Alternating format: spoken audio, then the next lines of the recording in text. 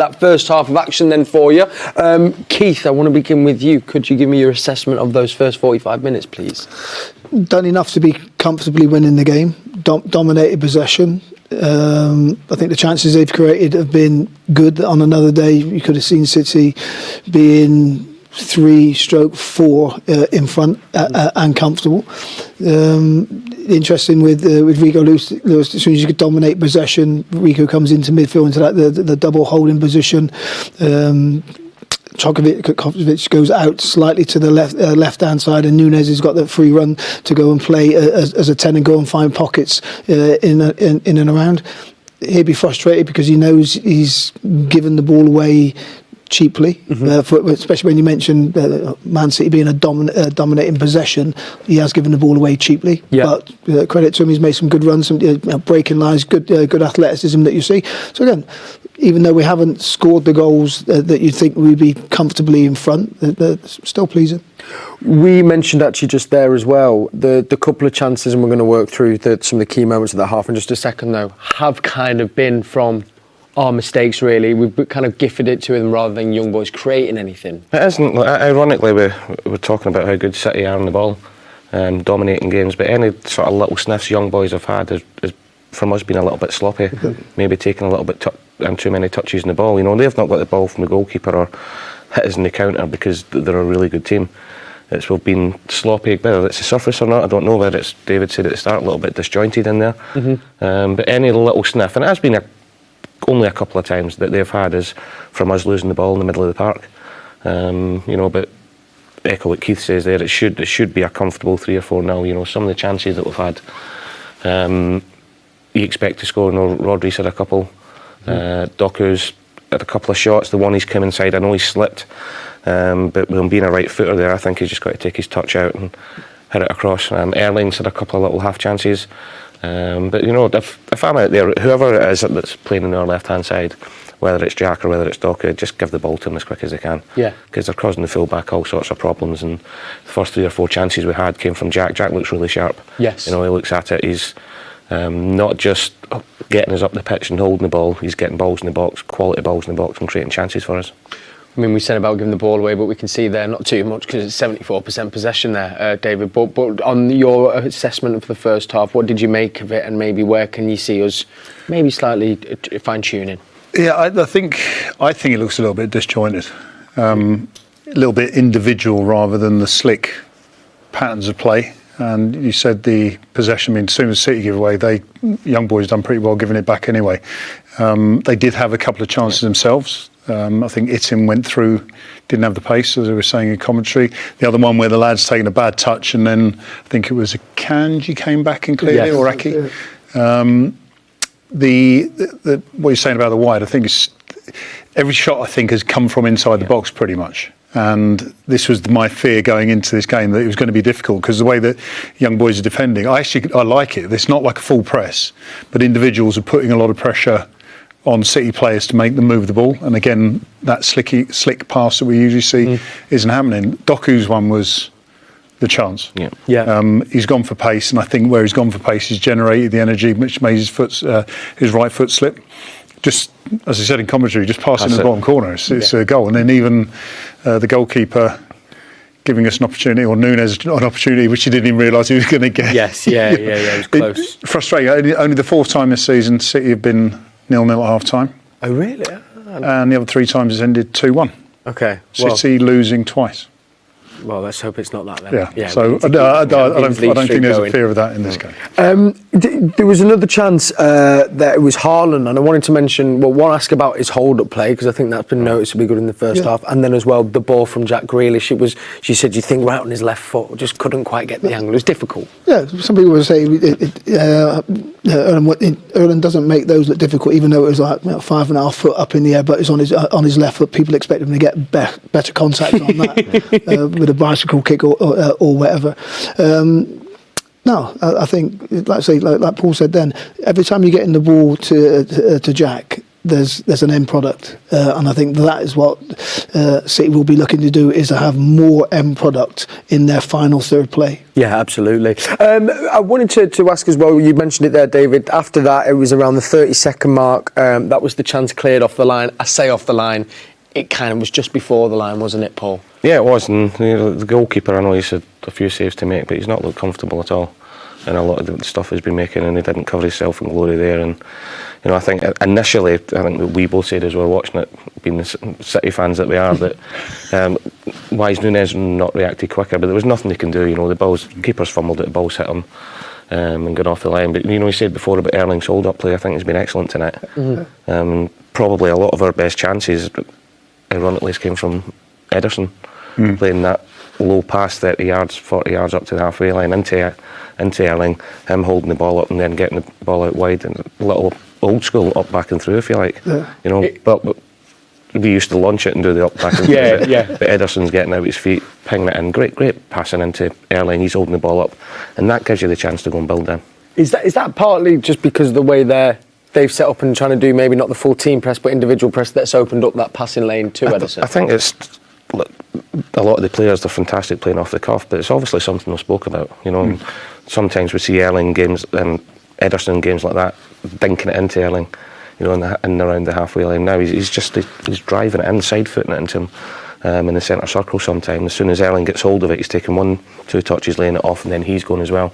Or sometimes he gets it, holds it to get up the pitch. So I'm sure that's something they've spoke about and worked on. Absolutely.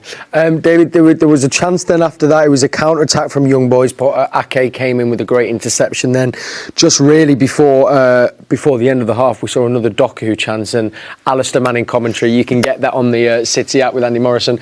I mean, he said it would look kind of one of those that looks better than what it is, but would camera save, I think. Was it? Yeah.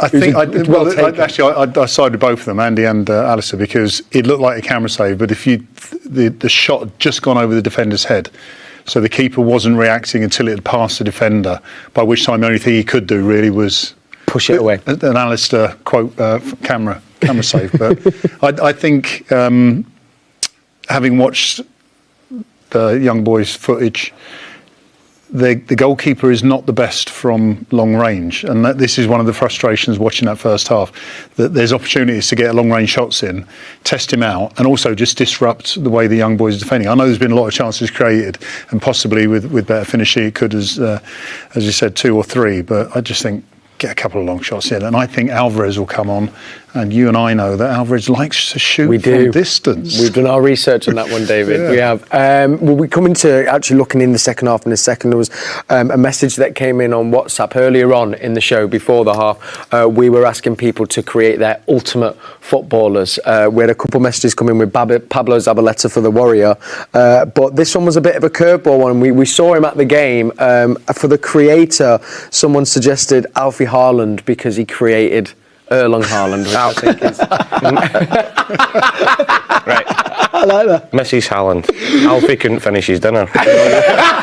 So the credit's got to go to the mother on that one. Yeah. Alfie Haaland, though, if he was maybe not the creator, where would you have had him in? Was he kind of a thinker, or was he one of those? Was he the warrior? I think he was a bit of both. Yeah, he was a bit of all-round midfielder. He was box to box, loved the tackle. Yeah, proper competitor, but didn't get the credit because he was very good in the ball as well. Yeah. Looking to the second half, then, first of all, Keith, what do you think maybe the tweaks or the adjustments might be in the City changing room at half time, if any? I don't think there'll be any changes personnel-wise for the first 15-20 minutes of the second half, and I think probably Pep will be putting demands on the players. Final quality in the final third. Yeah, that end pass, that last little pass, and then also one of the things that I noticed, numbers in the box when the ball goes into wide areas, into Jack. You know the ball's coming in, so it's one of those. Can we get numbers right in the box? Flood that box almost. Well, not flood it, but get more, 1 or 2 more personnel in there. Yeah, nice. I wanted to ask as well the pitch. I know it's not in no way I'm saying there's any excuses here, but we have seen a few slips and stuff. Do you think it is playing a part a little bit? It does look a little bit slippy, but apart from when Doku's cut inside and slipped a little bit, I know Núñez has been caught in it, but I think that was just taking a little bit of match sharpness, taking too many touches in the ball. I don't think you can look at that first half and blame the pitch, because it should be 2 or 3 up. Yeah. The chances that we've had. Yeah. Yeah, I'm not buying a pitch at all. No. Not buying it. I mean, they're expensive, but I think City would probably have exactly the same pitch outside. Yeah. And I've seen enough players slip in the Premier League as well. So, yeah. There's nothing to do with it. Do you think in the young boy dressing room, though, I guess where they've had maybe a couple of chances, granted maybe we've gifted them, something there for them to come out and chase in the second half? I don't know. This is a really good question, because they could be in there thinking we've had our chances. And we've been fortunate that we haven't conceded. We've had our chances and we've kind of messed them up. Are we ever going to get another one? And completely flip it the other way, rather than thinking, well, we can create chances. So I don't know. I think they've had their chances. Yeah, I think they'll probably feel that the chances City have had, they'll be saying they can't have the same amount of chances and not score 2 or 3 goals again. Yeah. Another thing, they've put so much effort into it, off the ball as well. So their top goal scorer is still on the bench. And Sami, so they might make a change themselves. Speaking of coming on, I know, Keith, you said maybe first 15-20 minutes we'll probably see the same starting 11. I guess it's then finding that balance of maybe wanting to get some minutes in legs for some of the subs. Potentially you might be playing on Sunday, but then also not running the risk of them getting injured as well, isn't it? It's always a fine balance. I think the beauty of having a subs bench there is full of game changers. If City go on 2 or 3-0 up, you could probably arguably say players that you think are definitely going to be in Pep's team for Sunday, for the weekend, leave them on the bench. If it stays at 0-0, you've got game changers that can, within a split second, you can be 2 or 3-0 up. There's just quickly, someone mentioned there, which I think is quite interesting. When it did seem, even though Doku, we signed him as the right-hand sided player, there was a switch towards the end, last 15 minutes, where Grealish came on the right, Doku on the left. Doku did seem suddenly like even a bit more of a threat on the left-hand side, didn't he? He did, and it's weird with right-footed players wanting to play on the left and not maybe being as effective on the right. Yes. Because, when they go on the left-hand side, they tend to be more natural going both ways.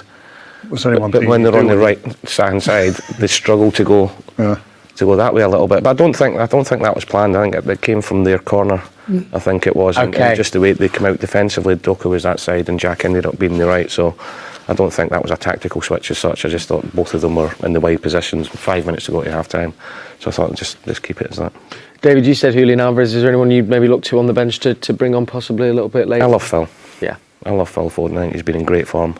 I think he's getting better and better as the season goes on. I wouldn't like to see him come on, because that means that we're going to need him to come on and change something. I would wrap him up in Cotton Mill for the derby at the weekend. Yeah, I love that. We'll finish on that note there, Paul. Right, massive thank you to Keith, David, and to Paul. As always, thank you to you. We'll be back at full time. It is currently Young Boys 0, Manchester City 0. As they make their way back out to the pitch, you make your way over to the Manchester City app, where you can get commentary with Alistair Mann and Andy Morrison. I'll see you at full time. Come on, City.